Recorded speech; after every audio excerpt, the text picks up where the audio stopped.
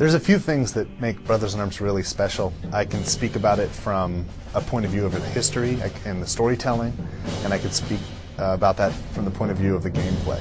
Hurry up! Over there! Moving! Fire on that empty! Hit that empty hard! The solutions to a combat problem are very similar to the solutions that you'd have in real war. We try our best to develop our gameplay tactics to be as accurate to actual military tactics as possible. Tactics is not about getting a bigger gun. That's called accessorizing. Tactics is about using your squad. Putting pressure on the enemy and finding ways to outflank and outsmart him. 4 simple principles. I call them the 4 F's. Find the enemy. Let's get that MG set up! Fix him. Don't stop firing! Flank him. And finish him. Of course, there's some leeway there. We got to make it fun for the player. So this time around, we made a lot more freeform. We added a lot more shooter elements to it. In the past, we put such a strong emphasis on squad combat that we took a lot of control away from the player. Set up the MG over there! We realized along the way that ultimately what we needed to do was not neuter the player's ability to be powerful, but to make his squads even more powerful, to make them more relevant. Go! Tell my squad to suppress the enemy or kill the enemy. In fact, if I get really good at the game and I choose to play it this way, I can beat the game without ever firing a shot. Now the player's viewing his squad as more of a weapon rather than a squad.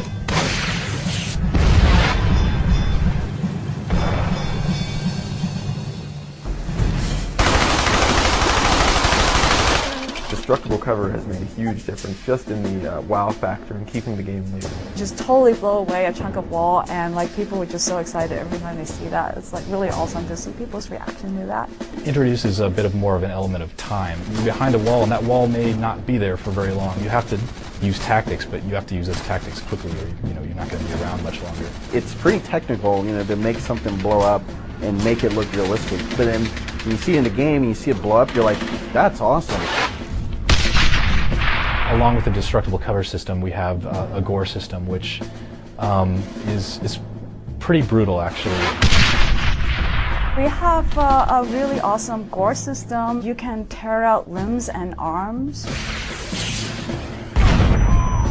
Part of our push for authenticity was that we didn't want to pull any punches as far as the effects of these.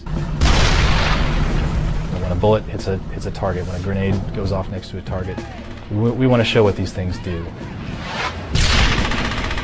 You get into this, what we call an action camera sequence. The camera goes in really close. I'm right on the guy, so as he's like flying through the air and getting blown up, I see an arm, get torn off, and a piece of his leg is like flying at the camera in glorious slow motion.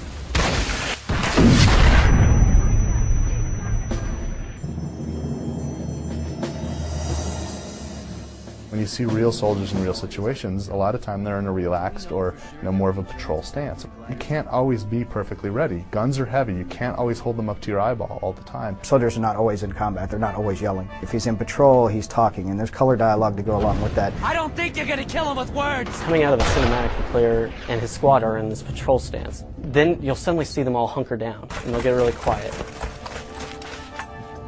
Start getting low, they start whispering. This spot doesn't look too safe. You notice Baker's voice changes. When he gives commands, he's whispering. Germans ahead.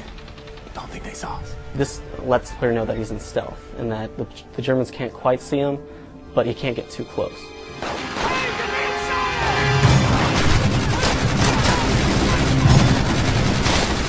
As soon as combat starts, we'll shift into a combat posture, and everybody will be screaming, and everybody's up when the gun's out, and we're firing. Face the fire! From that MG!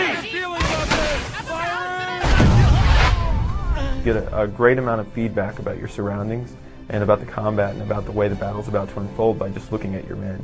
This isn't safe, Frankie. Don't lighten up, Corian. It's just a... There's also armor.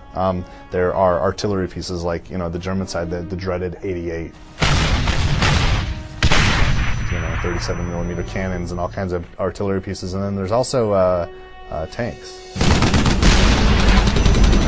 You can button up. That means you're going to get inside of your hatch, just use your main gun and your turret and take guys out. Or you can even climb up and get on top of the thing. You have a better view up there, and you can use the machine gun and just grind guys up. There's a lot of ways you can use a tank to cause havoc on the enemy. To me, the tanks are like, that's the dessert.